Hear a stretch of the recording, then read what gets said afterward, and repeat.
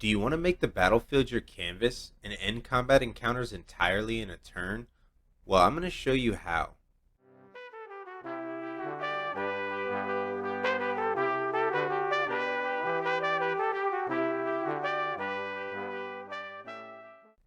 Welcome back to D&D War Room. Today we are going over the third of my 5 combat roles. If you haven't seen my video explaining the 5 combat roles, you can check it out here. Over the course of this video, we will be going over the best tactics, classes, and feats associated with the controller. Quick disclaimer before we begin. I will not be going into any subclasses and just looking at the base classes. Also, this is not the only way to fill this role, just the most straightforward. With that out of the way, let's get into it. We need to discuss tactics first, to understand why certain classes and feats are great for your controller build. No role appreciates the details of the map quite like a controller, and that's largely because the map can become your greatest weapon if utilized correctly. Key points to focus on with terrain is, what type of cover is available? What are the hazards? Can they be used to damage or kill enemies? Are there any chokes? Chokes are important because the enemy will likely have more attackers than you. Now, in that narrow corridor, their numbers will count for nothing. If you are the attackers, then you want to close the distance, limit enemy escape, and immobilize high-value target. The reason for this is you are attacking to either wipe out the enemy or to capture some of them, and this is typically the high-value one for information. If you are the defenders, then you want to slow enemy movement, preferably in a way that damages or debilitates, split enemies up if possible to limit them focusing on your allies, and conceal or facilitate the party's retreat if that's necessary. The reason for this is if you're defending, it's likely you were caught off guard, perhaps resting at camp, and the enemy also probably has a sizable force, which is why they were bold enough to attack. Okay, so taking a look at this map, we're going to see that we have just a few pieces of cover for our party to use, so we can position ourselves behind those and get some sort of benefit. Also, we're going to be looking for hazards on the map. Now, the whole map is basically a hazard with this bubbling acid or goo, and we can see that it's on both sides of this choke.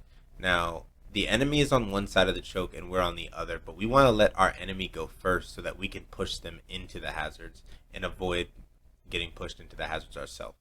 So in this attacker situation, I'm actually going to show you a way that you can avoid attacking into a losing situation. Now, our defender sees that this room is filled with enemies, and instead of charging in or waiting at this choke, he's going to instead fall back to a position where he can still kind of protect his allies, but let them shine. So once he gets into position, the blaster is going to come through. They're going to, hold an attack at the door for anything that comes through. And then our controller is going to get into position, and they're going to want to do a spell that causes difficult terrain.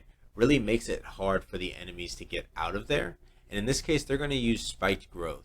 This is going to ensure that the enemies have difficult terrain, so they're going to be moving very slow, and as they move, they take damage, essentially setting up a killing field. So now that you know the basics of how to control a battlefield, let's look at the classes that naturally lend themselves to this style of play. First up, we have the Druid. Likely no surprise, because this class boasts a wide range of terrain-changing spells and some good save-or-suck spells. They get Entangle, which creates difficult terrain as well as restrains targets within a 20-foot radius. They can also use Spike Growth, which, like Entangle, creates difficult terrain, but it also causes damage each time an enemy moves 5 feet. This is great for zoning and discouraging enemy movement. Last, I want to highlight Plant Growth. This is a sleeper, 100-foot radius, and it creates essentially double difficult terrain.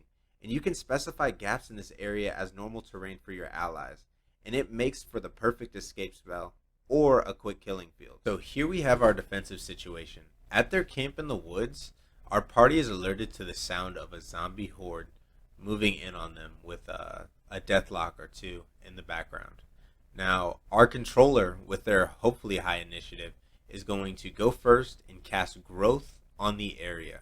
Now, our controller is going to be sure to mark out a safe space for their team, so that while the rest of these zombies are dealing with difficult terrain, actually greater than difficult terrain, our party is able to move away freely while the zombies are moving a tile a turn.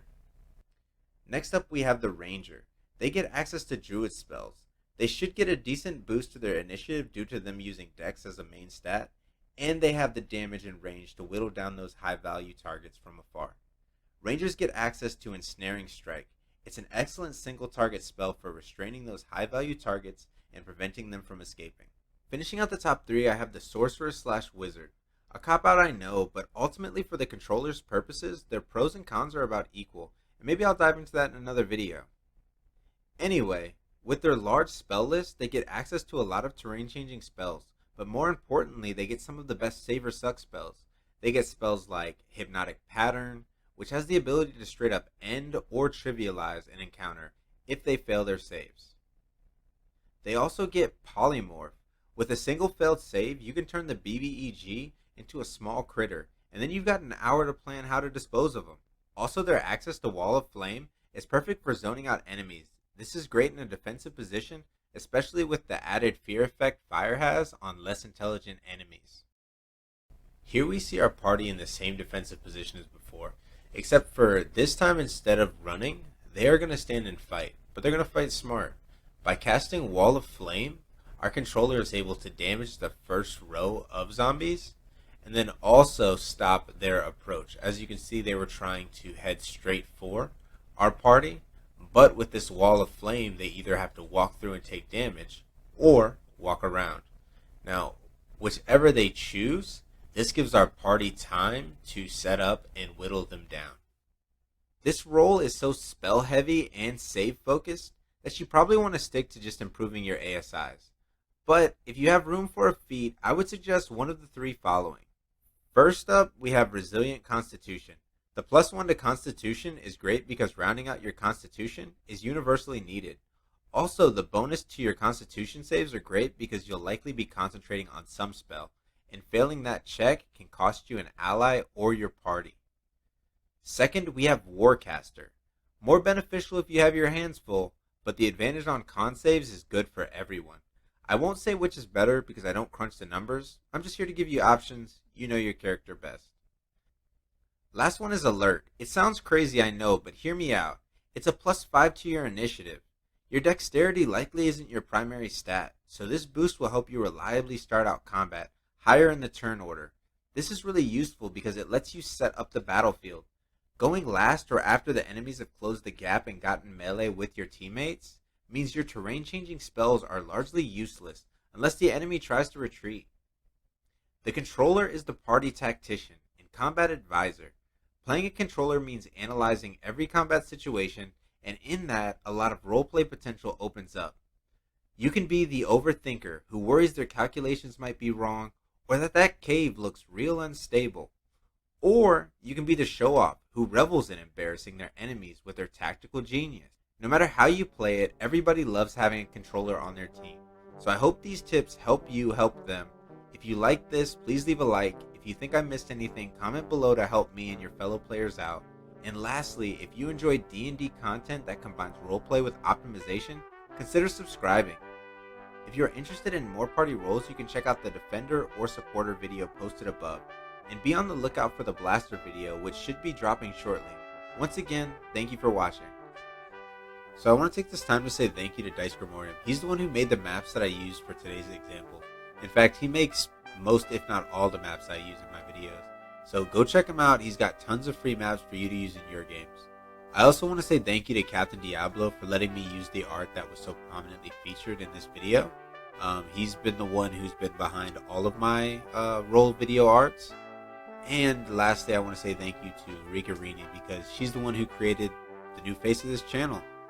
So glad to move away from the ghost. I hope you guys prefer this and look forward to more.